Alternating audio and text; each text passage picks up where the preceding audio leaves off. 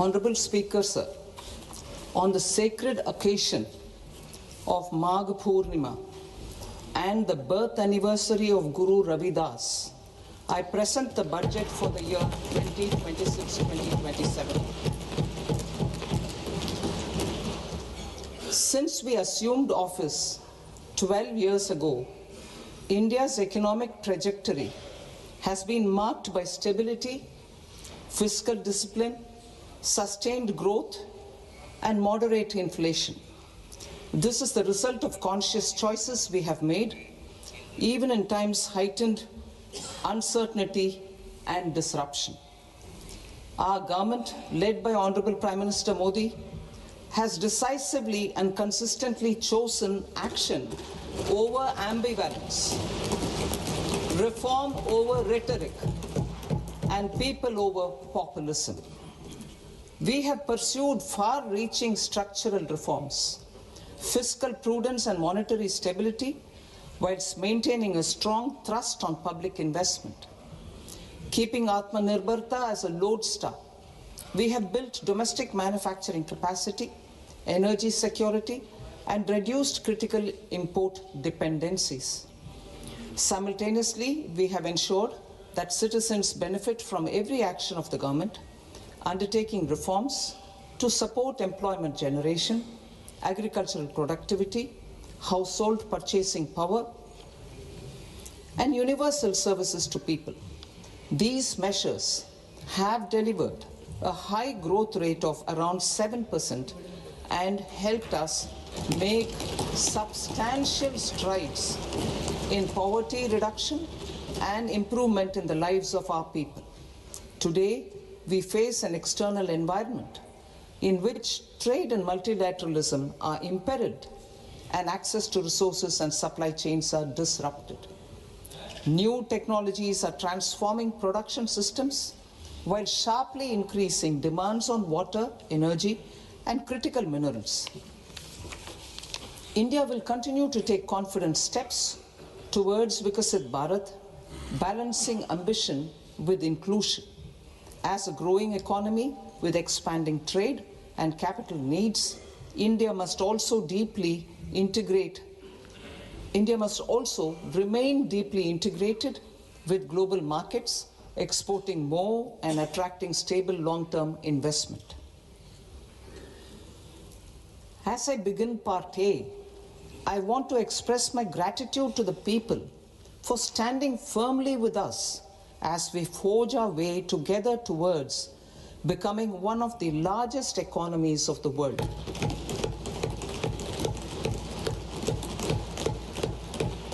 Our aim is to transform aspiration into achievement and potential into performance as we ensure that the dividends of growth reach every farmer, the scheduled caste, the scheduled tribes, the nomads, the youth, the poor, and the women. In Vikasit Bharat Young Leaders Dialogue 2026, several innovative ideas were shared with our Prime Minister, which have inspired many of the proposals, making this a unique Yuva Shakti-driven budget. Our government's sankalp is to focus on our poor, underprivileged, and the disadvantaged. To deliver on this sankalp, and given that this is the first budget prepared in Kartavya Bhavan, we are inspired by three Kartavya. Our first Kartavya is to accelerate and sustain economic growth by enhancing productivity and competitiveness and building resilience to volatile global dynamics. Our second Kartavya is to fulfill aspirations of our people and build their capacity, making them strong partners in India's path to prosperity. Our third Kartavya, aligned with our vision of Sabka Saath, Sabka Vikas, is to ensure that every family, community, region, and sector has access to resources, amenities, and opportunities for meaningful participation. This threefold approach requires a supportive ecosystem. The first requirement is to sustain the momentum of structural reforms, continuous, adaptive, and forward-looking. Second, a robust and resilient financial sector is central to mobilizing savings, allocating capital efficiently, and managing risks. Third, cutting-edge technologies, including AI applications, can serve us as force multipliers for better governance. Reform Express. Our government has undertaken comprehensive reforms towards creating employment, boosting productivity, and accelerating growth. After the Prime Minister's announcement on Independence Day in 2025, over 350 reforms have been rolled out. This includes GST simplification, notification of labor codes, and rationalization of mandatory quality control orders. High-level committees have been formed, and in parallel, the central government is working with the state governments on deregulation and reducing compliance requirements. The Reform Express is well on its way and will maintain its momentum to help us fulfill our kartavya. I now move to specific proposals. Under our first kartavya, to accelerate and sustain economic growth, I propose interventions in 6 areas. 1. Scaling up manufacturing in 7 strategic and frontier sectors. 2. Rejuvenating legacy industrial sectors. 3. Creating champion MSMEs. 4. Delivering a powerful push for infrastructure. 5. Ensuring long-term security and stability. And 6. Developing city economic regions. Scaling up of manufacturing in 7 strategic and frontier sectors. Biopharma Shakti, meaning biopharma strategy for health advancement through knowledge, technology, and innovation. India's disease burden is observed to be shifting towards non-communicable diseases like diabetes, cancer, and autoimmune disorders. Biologic medicines are key to longevity and quality of life at affordable costs. To develop India as a global biopharma manufacturing hub,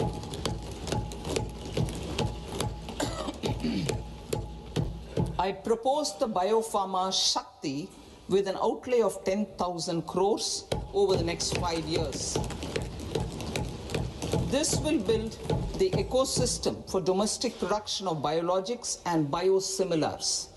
The strategy will include a biopharma-focused network with 3 new national institutes of pharmaceutical education and research, popularly known as NIPERs, and upgrading 7 existing ones. It will also create a network of 1,000 accredited India clinical trials sites.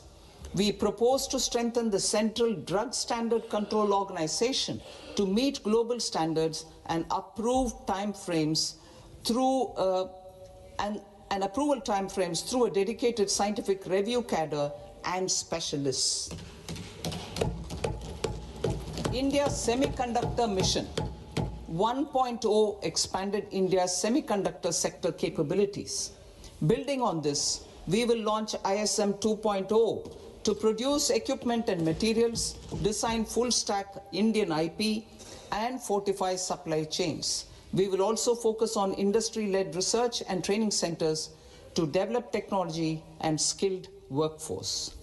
The Electronics Components Manufacturing Scheme, launched in April 2025, with an outlay of 22,919 crores, already has investment commitments at double the targets. We propose to increase the outlay to 40,000 crores to capitalize on this momentum.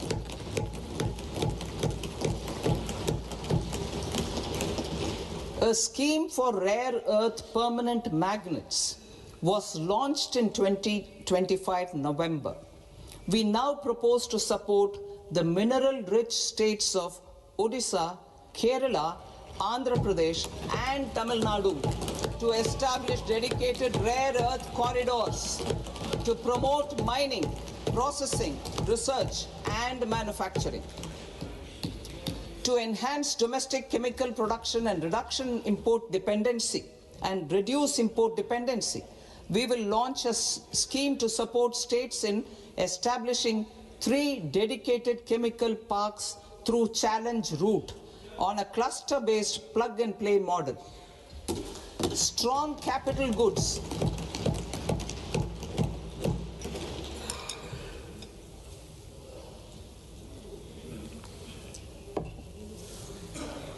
Strong capital goods capability is a determinant of productivity and quality across different sectors. Towards building this capacity, I propose the following. High-tech tool rooms will be established by central public sector enterprises at 2 locations as digitally enabled automated service bureaus that locally design, test and manufacture high-precision components at scale and at lower cost. 2. A scheme for enhancement of construction and infrastructure equipments will be introduced to strengthen domestic manufacturing of high value and technologically advanced CIE. This can range from lifts in a multi-storied apartment or firefighting equipment in multiplexes, large or small, and to tunnel boring equipments for building metros and high-altitude roads. I also propose a scheme for container manufacturing to create a globally competitive container manufacturing ecosystem with a budgetary allocation of 10,000 crores over a 5-year period. For the labor-intensive textile sector, I propose an integrated program with 5 subparts. 1. The National Fiber Scheme for Self-Reliance in Natural Fibers, such as silk, wool and jute, man-made fibers and new age fibers. Textile expansion and employment scheme to modernize traditional clusters with capital support for machinery, technology upgradation and common testing and certification centers. 3. The National Handloom and Handicraft Program to integrate and strengthen existing schemes and ensure targeted support for weavers and artisans. Tex Eco Initiative to promote globally competitive and sustainable textiles and apparels. Samarth 2.0 to modernize the upgrade the textile skilling ecosystem through collaboration with industry and academic institutions. Further, I propose to set up mega textile parks in challenge mode. They can also focus on bringing value addition to technical textiles. I propose to launch the Mahatma Gandhi Gram Swaraj initiative to strengthen khadi, handloom and handicrafts. This will help in global market linkage and branding. It will streamline and support training, skilling, quality of process and production. This will benefit our weavers, village industries, one district, one product ODOP initiative and also our rural youth. India has the potential to emerge as a global hub for high quality, affordable sports goods. I propose a dedicated initiative for sports goods that will promote manufacturing, research and innovation in equipment design as well as material sciences. Rejuvenation of legacy industrial clusters. I propose to introduce a scheme to revive 200 legacy industrial clusters to improve their cost competitiveness and efficiency through infrastructure and technology upgradation. Creating champion SMEs and supporting micro enterprises. Recognizing MSMEs as a vital engine of growth, I propose a three-pronged approach to help them grow as champions. Equity support. I propose to introduce a dedicated 10,000 crores SME growth fund to create future champions, incentivizing enterprises based on select criteria.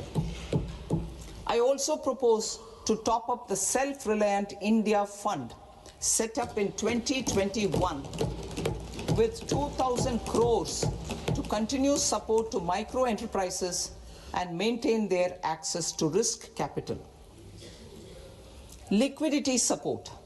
With TREDS, more than 7 lakh crore has been made available to MSMEs. To leverage its full potential, I propose 4 measures. 1. Mandate TREDS as the transaction settlement platform for all purchases from MSMEs by CPSEs, serving as a benchmark for other corporates. 2.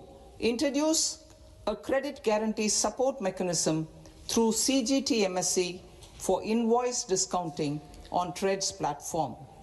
3.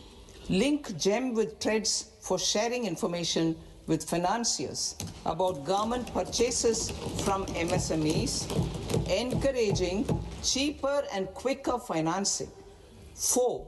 Introduce TREDS receivables as asset-backed securities, helping develop a secondary market, enhancing liquidity and settlement of transactions. Professional support. Government will facilitate professional institutions such as the ICAI, ICSI, ICMAI to design short-term modular courses and practical tools to develop a cadre of corporate mitras, especially in Tier 2 and Tier 3 towns.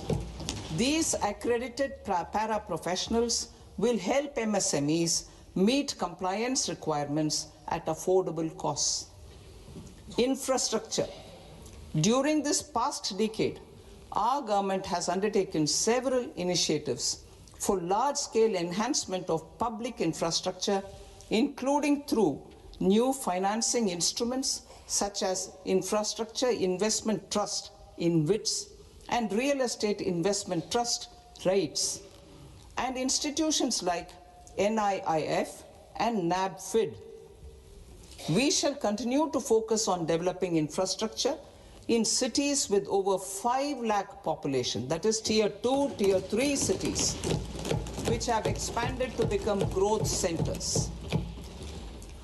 Public capital expenditure has increased manifold from 2 lakh crore in 2014-15 to an allocation of 11.2 lakh crore in BE 25-26. In this coming year, that is financial year 2026-27, I propose to increase it to 12.2 lakh crores to continue the momentum. To strengthen the confidence of private developers regarding risks during infrastructure development and construction phase, I propose to set up an infrastructure risk guarantee fund to provide prudentially calibrated partial credit guarantee to lenders. Over the years, REITs have emerged as a successful instrument for asset monetization. I propose to accelerate recycling of significant real estate assets of the CPSEs through the setting up of dedicated REITs. To promote environmentally sustainable movement of cargo, I propose to 1. Establish new dedicated freight corridors connecting Dankuni in the east to Surat in the west. Operationalize 20 new national waterways over the next 5 years, starting with National Waterways 5 in Orissa to connect mineral-rich areas of Talcher and Angul and industrial centers like Kalinga Nagar to the ports of Paradeep and Dhamra. Training institutes will be set up as regional centers of excellence for development of required manpower for these waterways. This will benefit youth in the entire stretch of the waterways to train and acquire skills. Further, a ship repair ecosystem catering to inland waterways will also be set up at Varanasi and Patna. And C, launch a coastal cargo promotion scheme for incentivizing a modal shift from rail to road to increase the share of inland waterways and coastal shipping from 6% to 12% by 2047.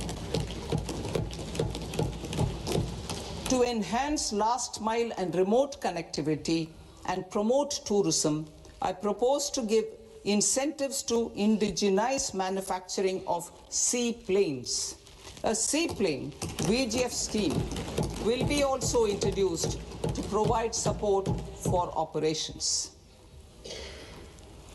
Carbon capture, utilization and storage. Aligning with the roadmap launched in December 2025, the carbon capture, utilization and storage technologies at scale will achieve higher readiness and in end-use application across 5 industrial sectors, including power, steel, cement, refineries, and chemicals. An outlay of 20,000 crore is proposed over the next 5 years for this purpose.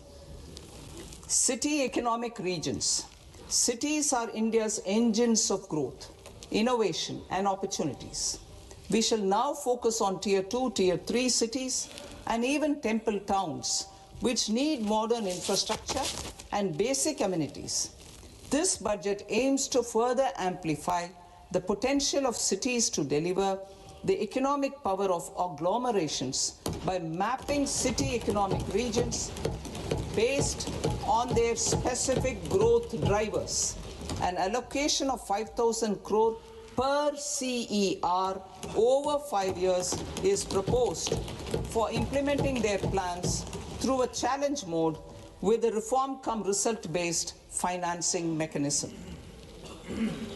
In order to promote environmentally sustainable passenger systems, we will develop 7 high-speed rail corridors between cities as growth connectors, namely Mumbai to Pune, Pune to Hyderabad, Hyderabad to Bengaluru, Hyderabad to Chennai, Chennai to Bengaluru, Delhi to Varanasi, Varanasi to Siliguri.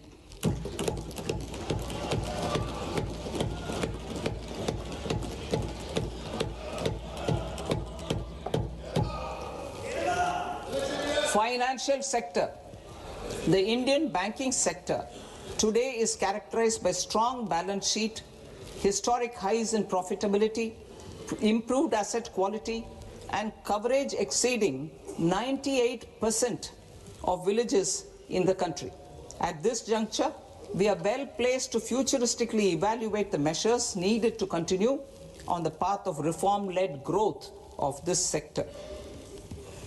I propose setting up a high-level committee on banking for Vikasit Bharat.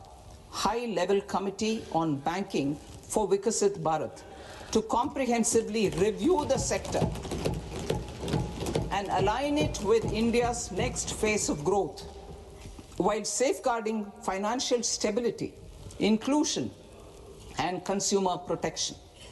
The vision for NBFCs for Vikasit Bharat has been outlined with clear targets for credit disbursement and technology adoption in order to achieve scale and improve efficiency in the public sector NBFCs As a first step, it is proposed to restructure the Power Finance Corporation and Rural Electrification Corporation. I propose a comprehensive review of the foreign exchange management non-debt instruments rules to create a more contemporary, user-friendly framework for foreign investments consistent with India's evolving economic priorities. Corporate bond market. I propose to introduce a market-making framework with suitable access to funds and derivatives on corporate bond indices. I also propose to introduce total return swaps on corporate bonds. Municipal bonds. To encourage the issuance of municipal bonds of higher value by larger cities, I propose an incentive of 100 crore rupees for a single bond issuance. 100 crore rupees for a single bond issuance of more than 1,000 crore. The current scheme under Amrit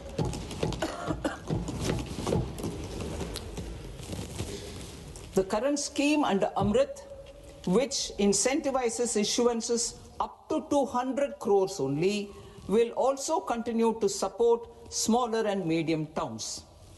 That will also continue to support the smaller and medium towns. Ease of doing business. Individual persons resident outside India, PROI, will be permitted to invest in equity instruments of listed Indian companies through the portfolio investment scheme. It is also proposed to increase the investment limit for an individual PROI under the scheme from 5% to 10%, with an overall investment limit for all individual PROIs to 24% from the current 10%. Emerging technologies including AI. 21st century is technology driven. Adoption of technology is for the benefit of all people. Farmers in the field, women in STEM, youth keen to upskill, and Divyangjan to access newer opportunities.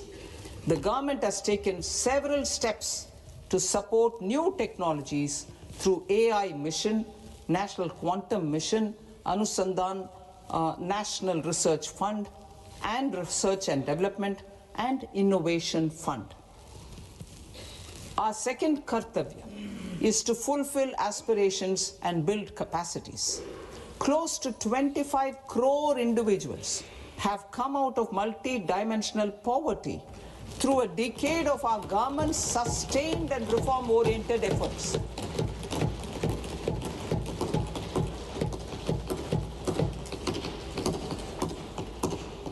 Our government has therefore decided to place a renewed emphasis on the service sector to provide a pathway to fulfilling aspirations of a youthful India with the following measures.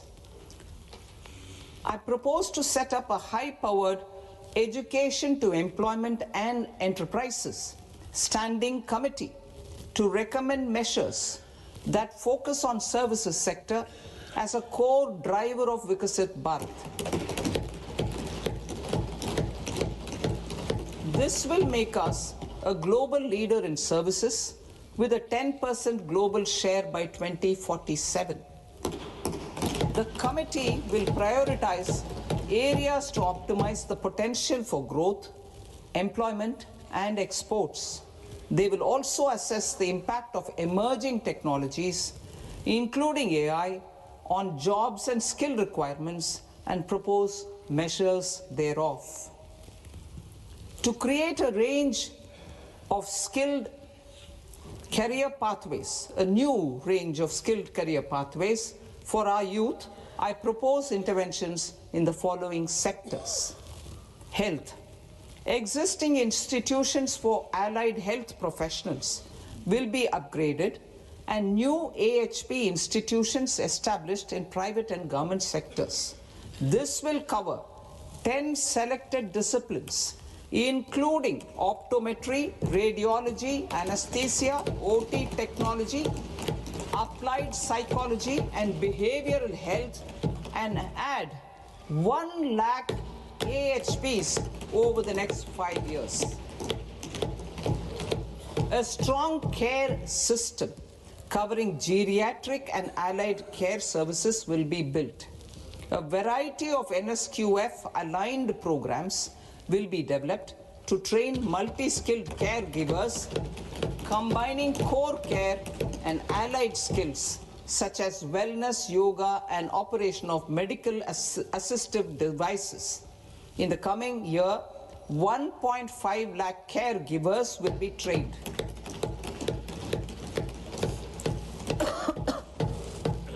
Hubs for medical value tourism.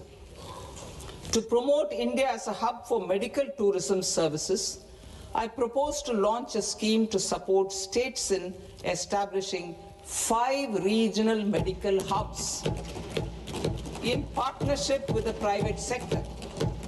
These hubs will serve as integrated healthcare complexes that combine medical, educational, and research facilities. They will have Ayush centers, medical value tourism facilitation centers, and infrastructure for diagnostics, post-care, and rehabilitation. These hubs will provide diverse opportunities, job opportunities for health professionals, including doctors and AHPs. Ancient Indian yoga, already respected in several parts of the world, was given a mass global recognition when Honorable Prime Minister took it to the UN.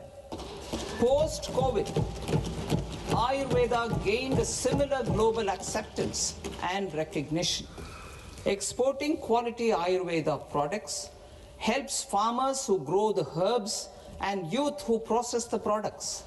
To meet growing global demand, a few more steps are being taken. I propose to 1. Set up 3 new All India Institutes of Ayurveda. 2. Upgrade Ayush pharmacies and drug testing labs for higher standards of certification ecosystem and make available more skilled personnel. 3. Upgrade the WHO Global Traditional Medicine Center in Jamnagar to bolster evidence-based research, training, and awareness for traditional medicine. Animal husbandry.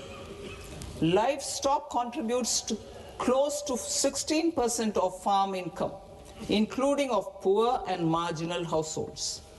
To scale up availability of veterinary professionals by more than 20,000, I propose to roll out a loan-linked capital subsidy support scheme for establishment of veterinary and para-veterinary colleges, veterinary hospitals, diagnostic laboratories, and breeding facilities in private sector.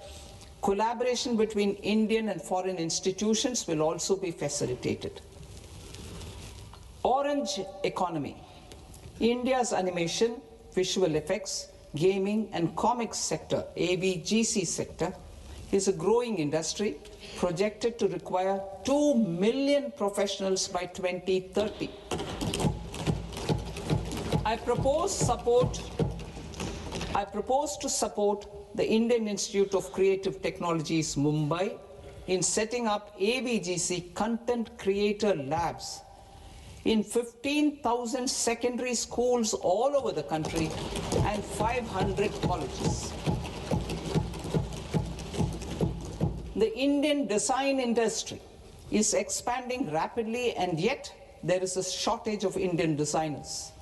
I propose to establish, through Challenge Route, a new National Institute of Design to boost design education and development in the eastern region of India.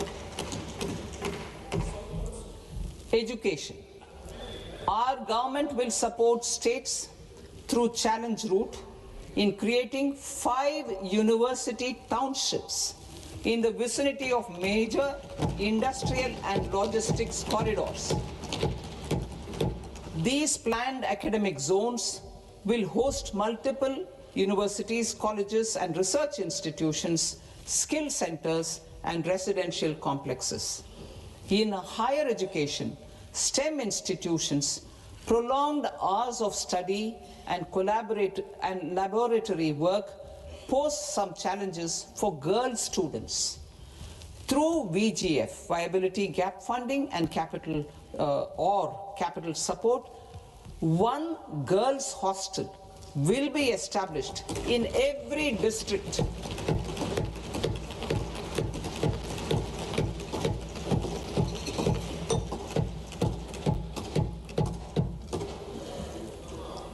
To promote astrophysics and astronomy via immersive experiences.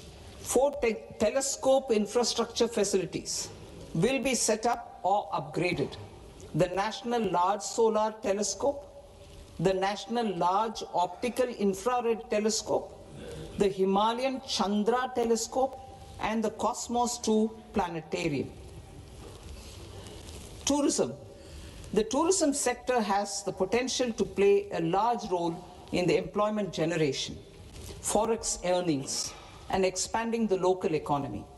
I propose to set up a National Institute of Hospitality by upgrading the existing National Council for Hotel Management and Catering Technology.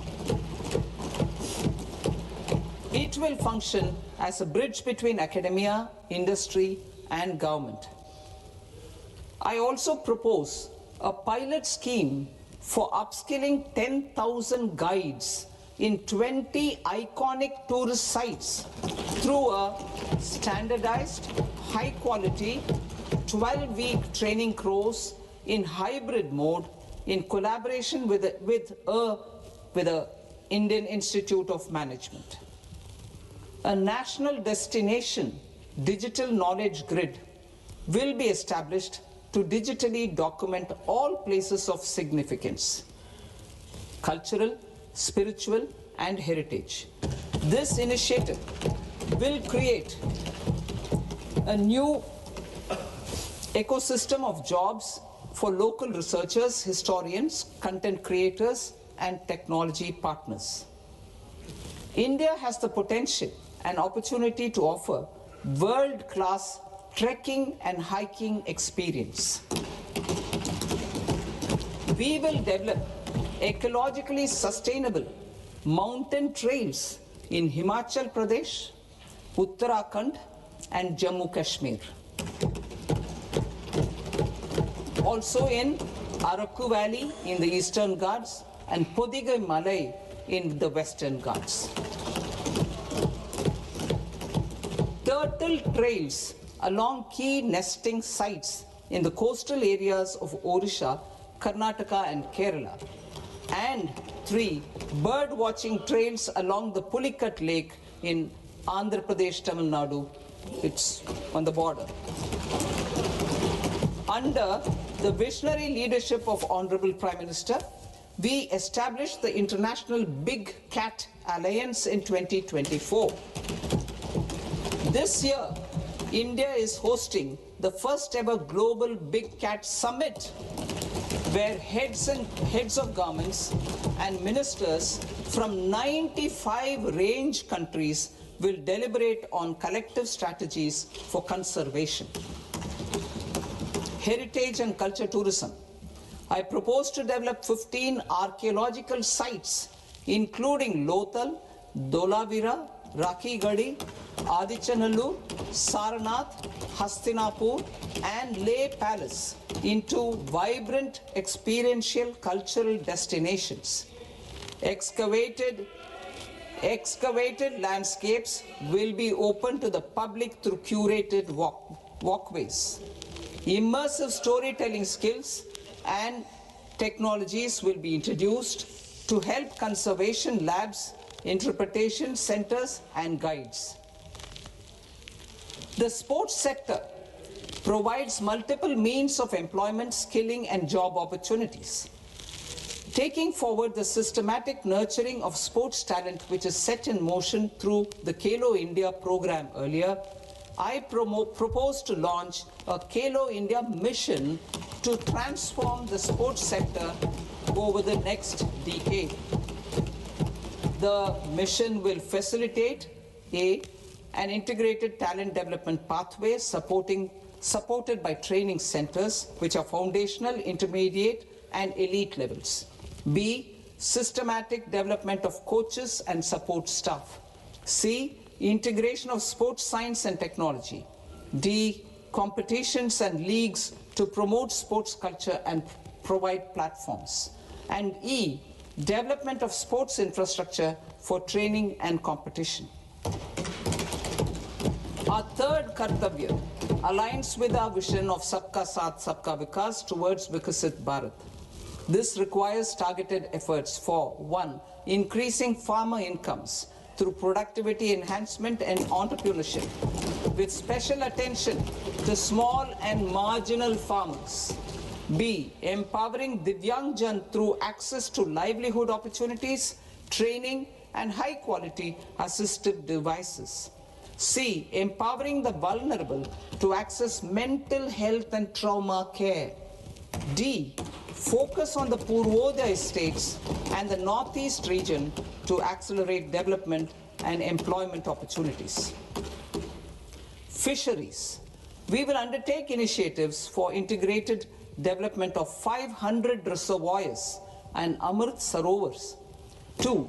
Strengthen the fisheries value chain in coastal areas and enable market linkages involving startups and women-led groups together with fish farmer producer organizations. Animal husbandry. To provide quality employment opportunities in rural and peri-urban areas, we will support the animal husbandry sector in entrepreneurship development through A. A credit-linked subsidy program, B. Scaling up and modernization of livestock enterprises, C. Enhanced creation of livestock, dairy, and poultry enhanced creation of livestock, dairy, and poultry-focused integrated value chains, and D, encourage creation of livestock farmer-producer organizations. High-value agriculture. To diversify farm outputs, increase productivity, enhance farmers' incomes, and create new employment opportunities, we will support high-value crops such as coconut, sandalwood, cocoa, cashew in the coastal areas, agar trees in northeast, and nuts such as almonds, walnuts, and pine nuts in our hilly regions. These, all of them, will be supported. India is the world's largest producer of coconuts. About 30 million people, including nearly 10 million farmers, depend on coconuts for their livelihood. To further enhance competitiveness in coconut production, I propose a coconut promotion scheme to increase production and enhance productivity through various interventions, including replacing and non-productive trees with new saplings or plants or varieties in major coconut growing states. A dedicated program is proposed for Indian cashew and cocoa to make India self-reliant in raw cashew and coconut production and processing, enhance export competitiveness, and transform Indian cashew and Indian cocoa into premium global brands by 2030. Sandalwood. Sandalwood is closely linked to India's social and cultural heritage. Our government will partner with state governments to promote focused cultivation and post-harvest processing to restore the glory of the Indian sandalwood ecosystem, to rejuvenate old, low-yielding orchards, and expand high-density cultivation of walnuts, almonds, and pine nuts, we will support a dedicated program to enhance farmer incomes and in bringing value addition by engaging youth. Bharat Vistar, that is virtually integrated system to access agricultural resources. I propose to launch Bharat Vistar, a multilingual AI tool that shall integrate the AgriStack portals and the ICAR package on agricultural practices with AI systems. This will enhance farm productivity, enable better decisions for farmers, and reduce risk by providing customized advisory support. She Marts for rural women-led enterprises. Building on the success of Lakpati Didi program, I propose to help women take the next step from credit-linked livelihoods to being owners of enterprises. Self-help entrepreneur, She Marts will be set up as community-owned retail outlets within the cluster-level federations through enhanced and innovative financing instruments. Empowering Divyangjan. Divyangjan Kaushal Yojana.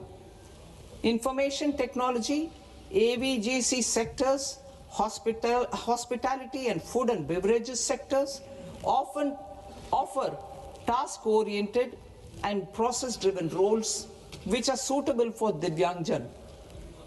We will ensure dignified livelihood opportunities through industry-relevant and customized training specific to each Divyangjan group. Divyang Sahara Yojana. Timely access to high-quality assistive devices for all eligible Divyangjan is a fundamental need.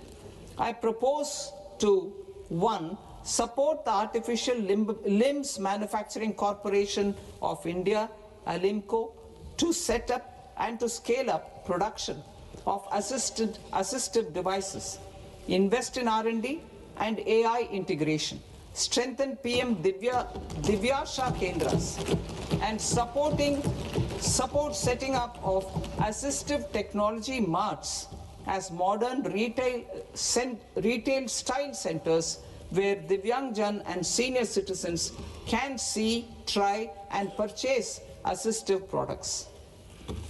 Reaffirming our commitment to mental health and trauma care. There are no national institutes for mental health care in North India.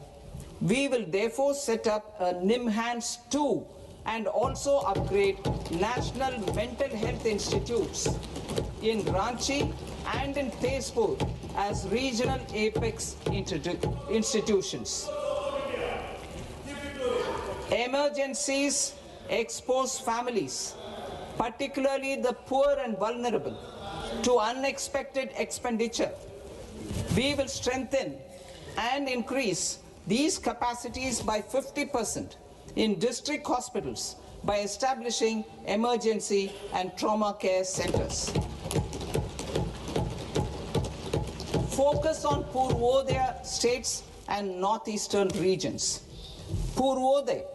I propose the development of an integrated East Coast industrial corridor with a well-connected node at Durgapur, creation of 5 tourism destinations in 5 Purvodaya states, and the provision of 4,000 e-buses. Buddhist sites in northeastern region. The northeastern region is a civilizational confluence of Theravada and Mahayana or Vajrayana traditions. I propose to launch a scheme for development of Buddhist circuits in Arunachal Pradesh, Sikkim, Assam, Manipur, Mizoram, and Tripura. The scheme will cover preservation of temples and monasteries, pilgrimage interpretation centers, connectivity, and pilgrim amenities.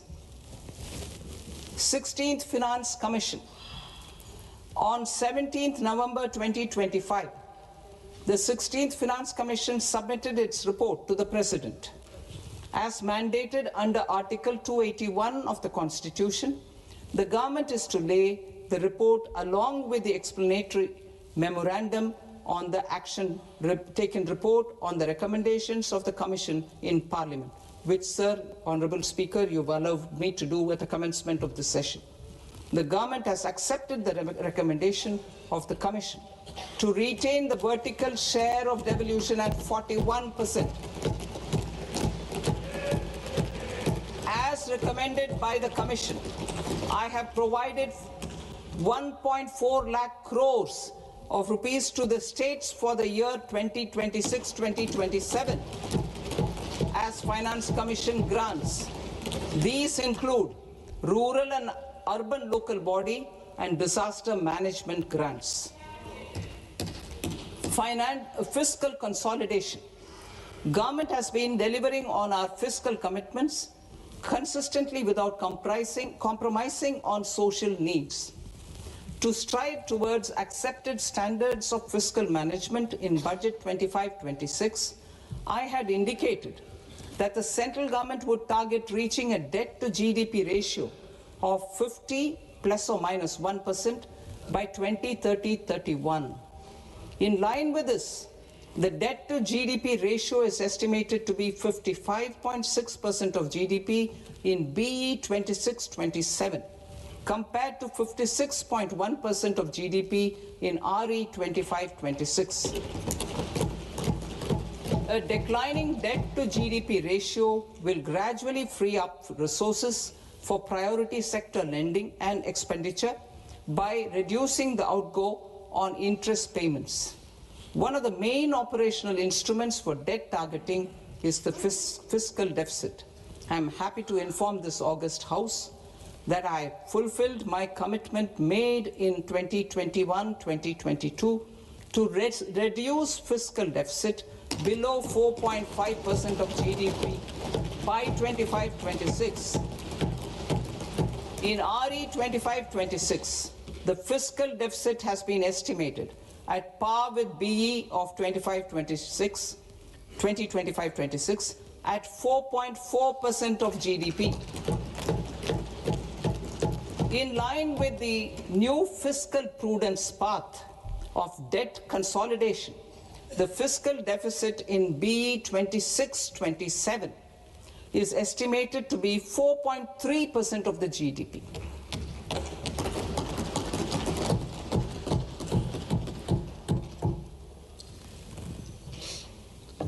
The revised estimates of the non-debt receipts are 34 lakh crore rupees, of which the centre's net tax receipts are 26.7 lakh crore. The revised estimate of the total expenditure is 49.6 lakh crore rupees, of which the capital expenditure is about 11 lakh crores. Budget estimates 2026 to 2027. Coming to 26-27, the non-debt receipts and the total expenditure are estimated as 36.5 lakh crore and 53.5 lakh crore respectively.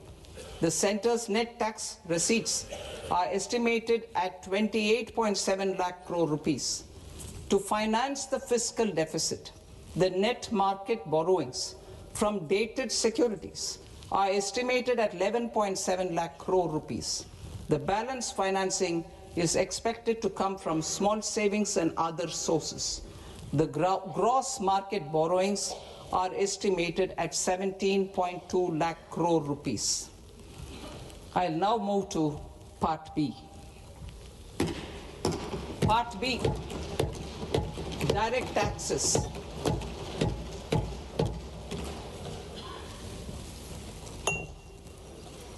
Honorable Speaker, sir, I now present my proposals on direct taxes. New Income Tax Act. In July 2024, I announced a comprehensive review of the Income Tax Act 1961. This was completed in a record time, and the Income Tax Act 2025 will come into effect from 1st April 2026. The simplified income tax rules and forms will be notified shortly, giving adequate time to taxpayers to acquaint themselves with its requirements.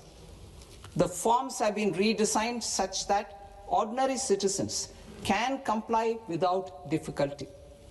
Ease of living.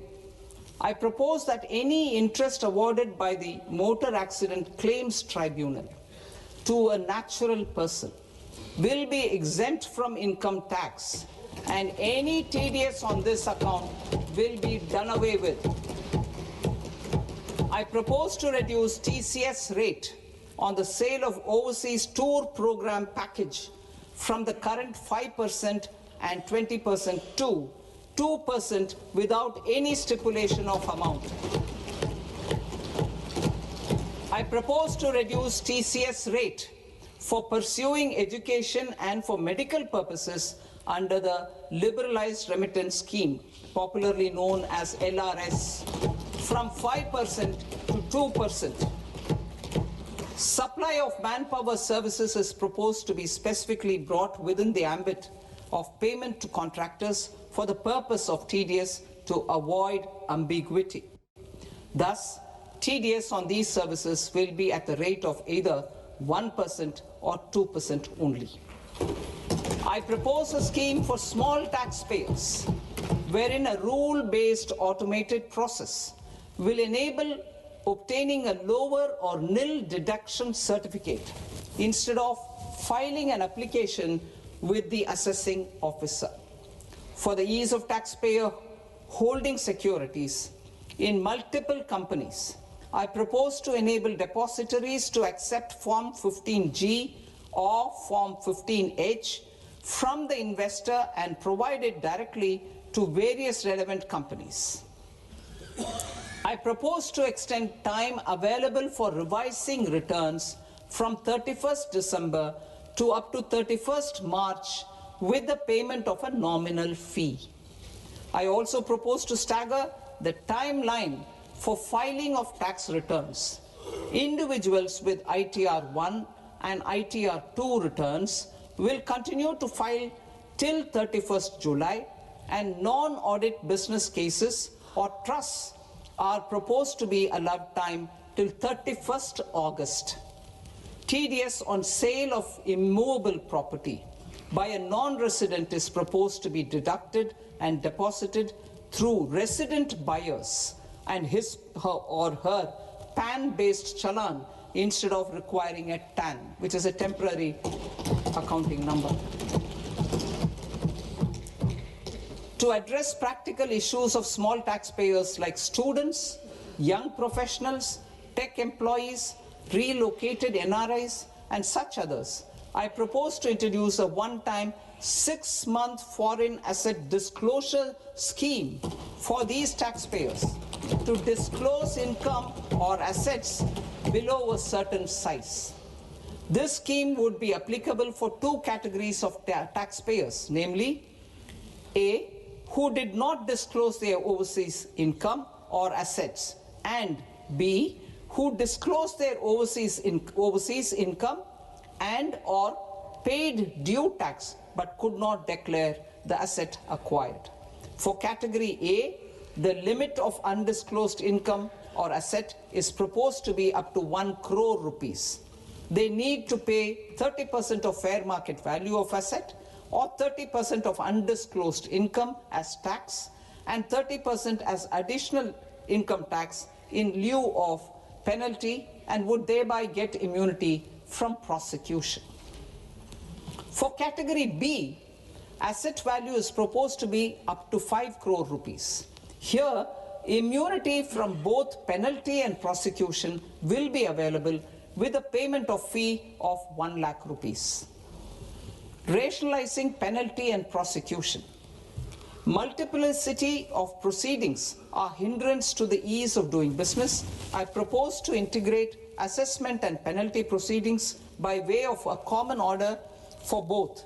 There will be no interest liability on the taxpayer on the penalty amount for the period of appeal before the first appellate authority, irrespective of the outcome of appeal process. Further, quantum of prepayment is being reduced from 20% to 10% and will continue to be calculated only on core tax demand.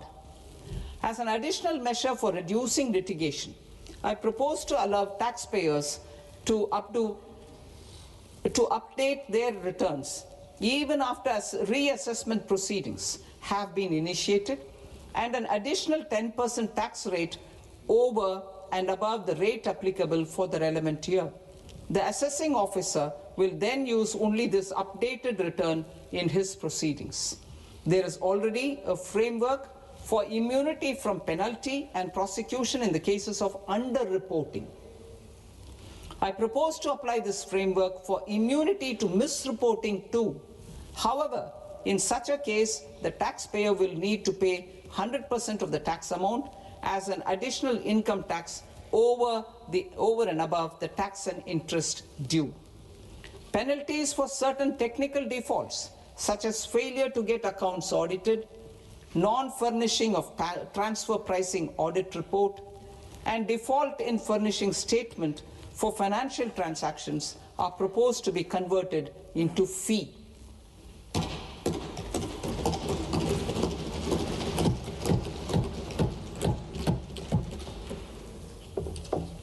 I propose to rationalize prosecution framework under Income Tax Act while maintaining a careful balance for deterrence in some serious offense. Non-production of books of account and documents and requirement of TDS payment where payment is made in kind are being decriminalized. Further, minor offenses will attract fine only. The remaining prosecutions will be graded commensurate with the quantum of offense. They will entail only simple imprisonment with maximum imprisonment reduced to 2 years and power to courts to convert even those into fines. There is no penalty. There is no penalty presently for non-disclosure of non-immovable foreign assets with aggregate value less than 20 lakh rupees. I propose to also provide them with immunity from prosecution with retrospective effect from 1/10/2024.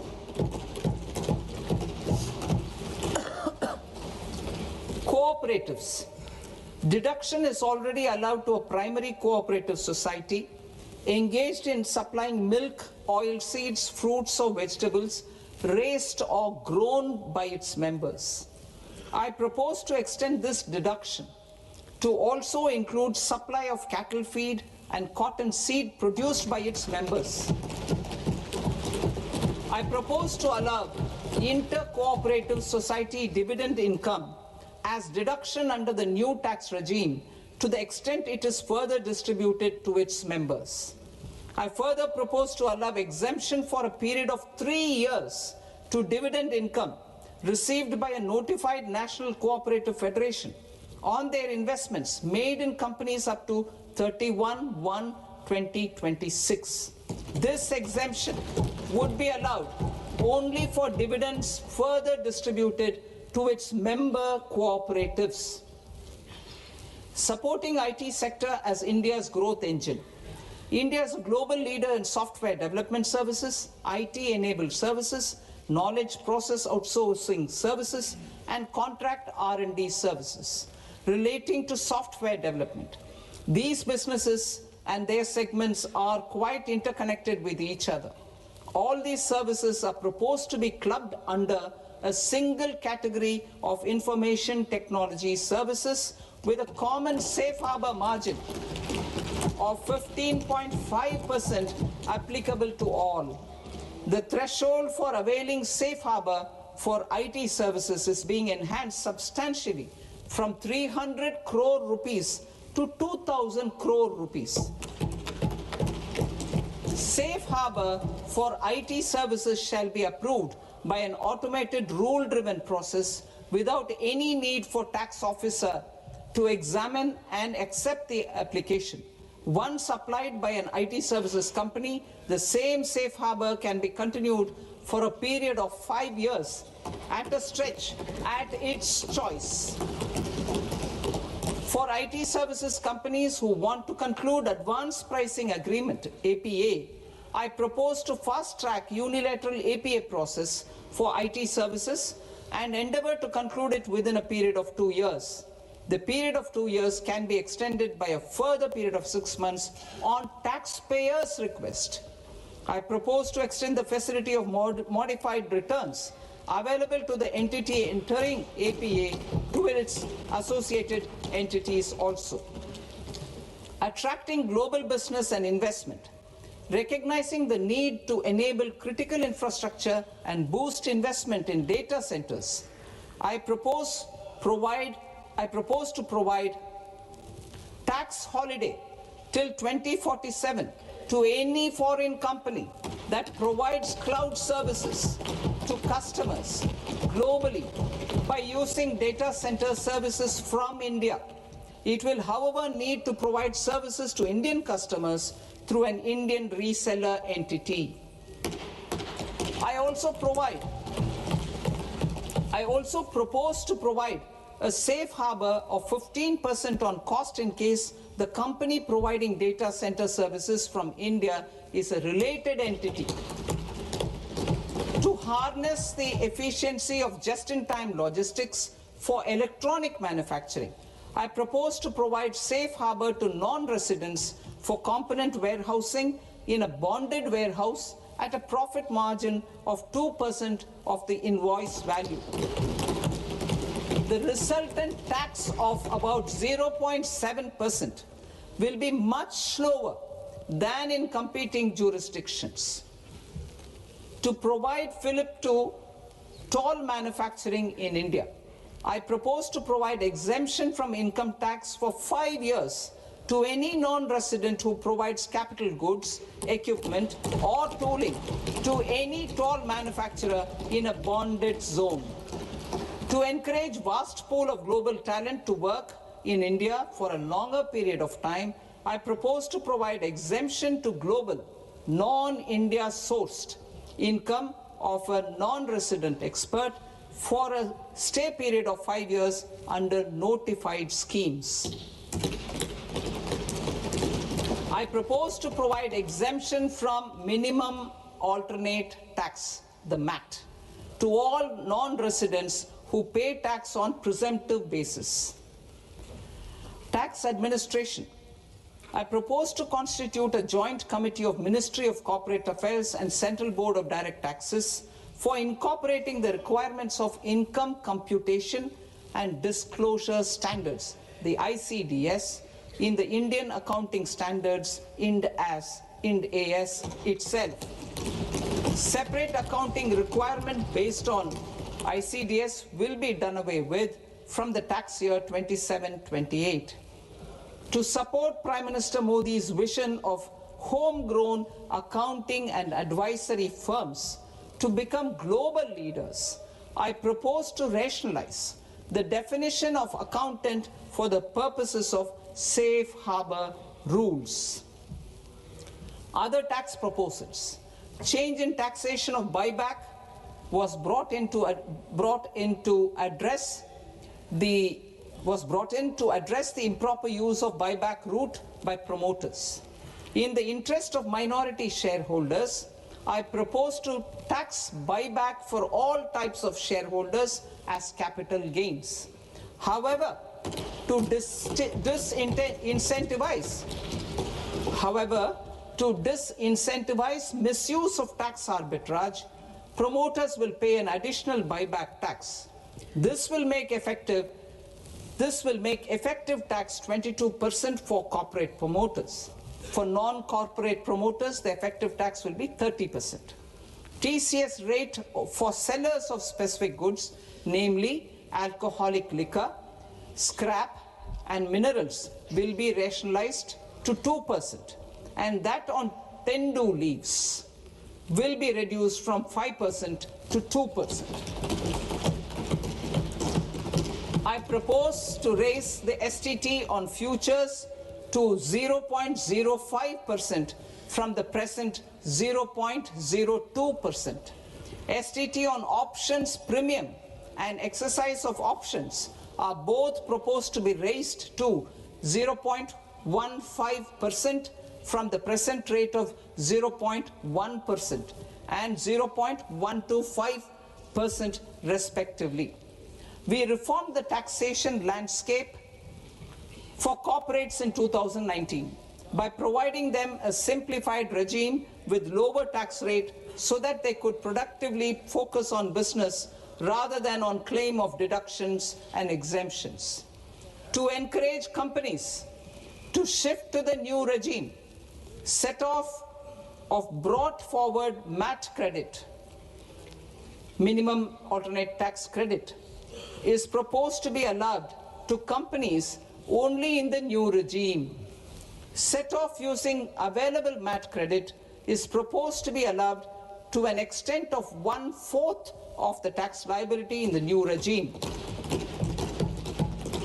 MAT is proposed to be made final tax, so there will be no further credit accumulation from 1st April 2026.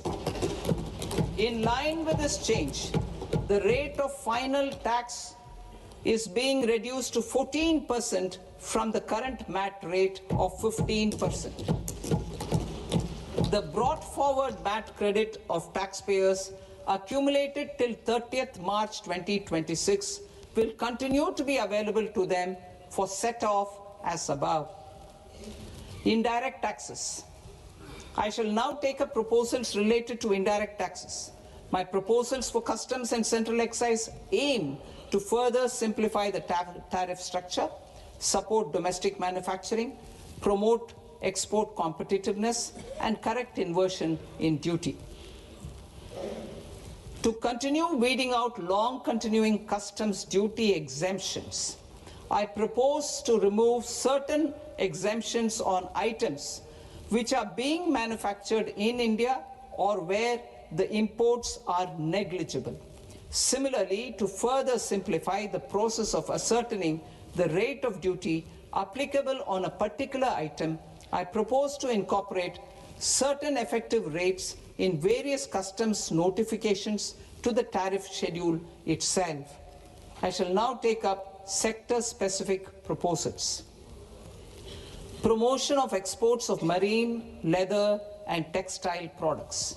I propose to increase the limit for duty-free imports of specified inputs used for processing seafoods for export from the current 1% to 3% of FOB value of the previous year's export turnover. I also propose to allow duty-free imports of specified inputs, which is currently available for exports of leather or synthetic footwear, to exports of shoe uppers as well.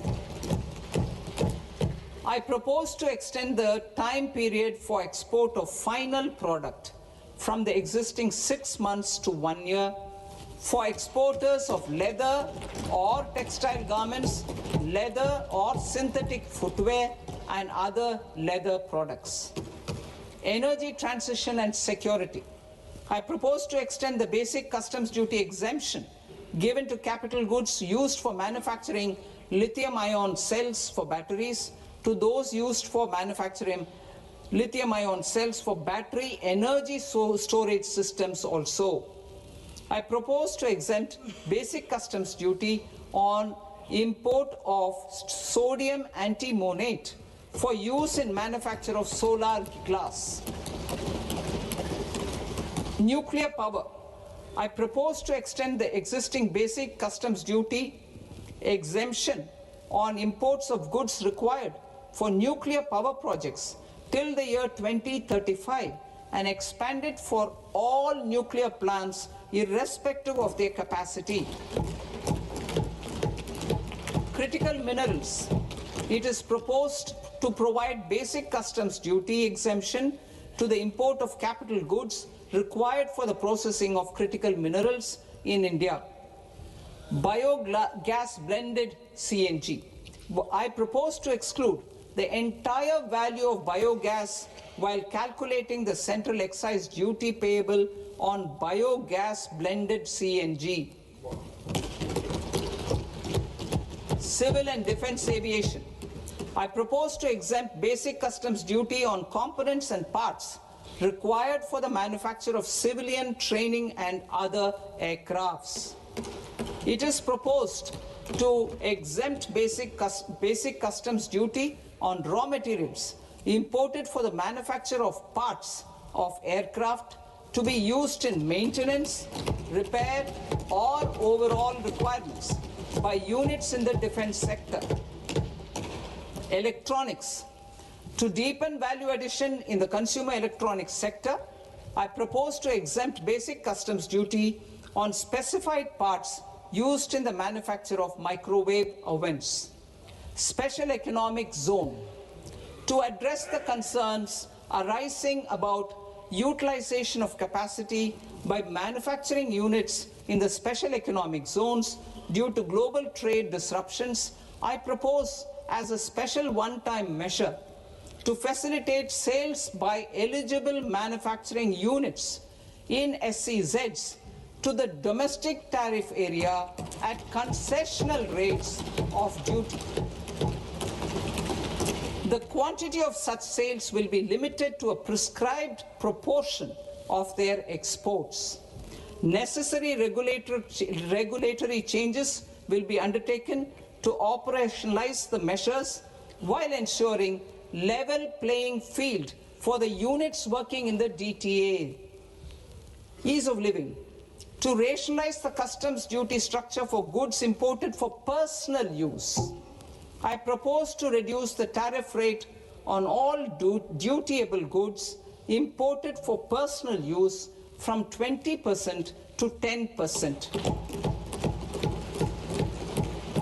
To provide relief to patients, particularly those suffering from cancer, I propose to exempt basic customs duty on 17 drugs or medicines.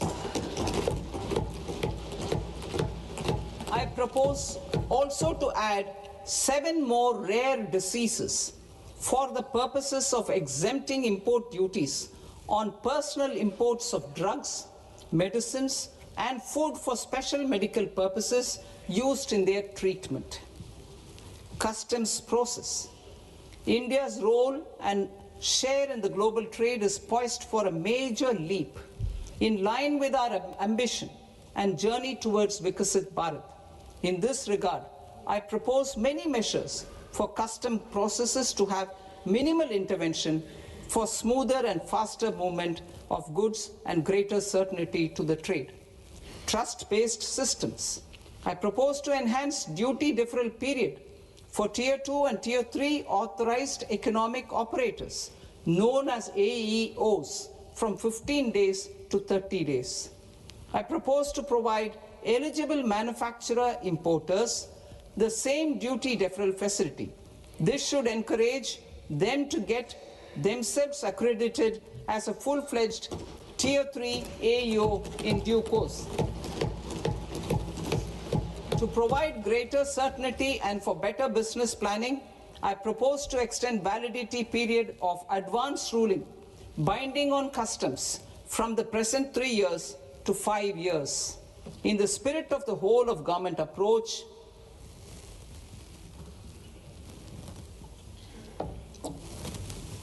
government agencies will be encouraged to leverage AEO accreditation for preferential treatment in clearing their cargo.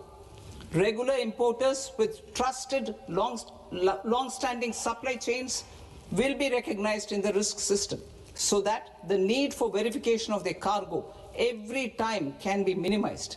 Export cargo using electronic sealing. Export cargo using electronic sealing will be provided through clearance from the factory premises to the ship. For import of goods not needing any compliance, filing of bill of entry by a trusted importer and arrival of goods will automatically notify customs for completing their clearance formalities. This will enable goods to be released immediately on arrival. The customs warehouse framework will be transformed into a warehouse operator-centric system with a self-declarations, electronic tracking, and risk-based audit. These reforms will move away from the current system of officer-dependent approvals and reduce transaction delays and compliance costs. Ease of doing business. Approvals required for cargo clearance from various government agencies will be seamlessly processed through a single and interconnected digital window by the end of the financial year. Processes involved in clearance of food, drugs, plant, and animal and wildlife products, accounting for about 70% of interdicted cargo, will be operationalized on this system by April 2026 itself. For goods not having any compliance requirement, clearance will be done by customs immediately after online registration is completed by the importer, subject to the payment of duty.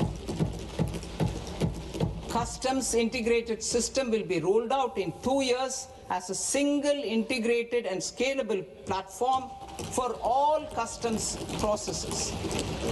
Utilization of non-intrusive scanning with advanced imaging and AI technology for risk assessment will be expanded in a phased manner with the objective to scan every container across all the major ports.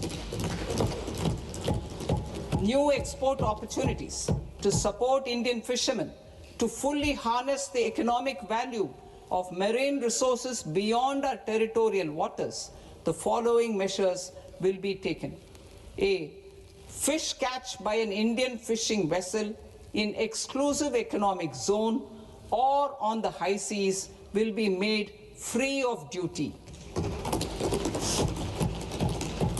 Landing of such fish on foreign port will be treated as export of goods. Safeguards will be put in place to prevent misuse during fish catch, transit, or transshipment. To support aspirations of India's small businesses, artisans, and startups to access global markets through e-commerce, I am pleased to announce complete removal of the current value cap of 10 lakh rupees per consignment on courier exports. In addition, handling of rejected and returned consignments will be improved with effective use of technology for identifying such consignments. I propose to revise provisions governing baggage clearance during international travel to address genuine concerns of passengers. The revised rules will enhance duty-free allowances in line with the present-day travel realities and provide clarity in temporary carriage of goods brought in or taken out. There are honest taxpayers who are willing to settle disputes by paying all their dues, but they get deterred due to negative connotation associated with penalty. They will now be able to close cases by paying an additional amount in lieu of penalty. Honorable Speaker, sir, with this, I commend the budget to this august House. Jai Hind.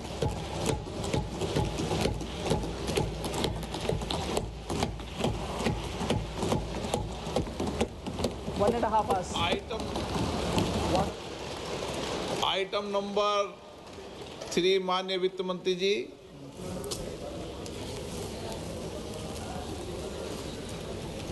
Item number 2, sir. 3. Sir, with your permission, I rise to lay on the table of the following statements under Section 3, 1 of the Fiscal Responsibility and Budget Management Act of 2003. Medium-term fiscal policy cum fiscal policy strategy statement and macroeconomic framework statement.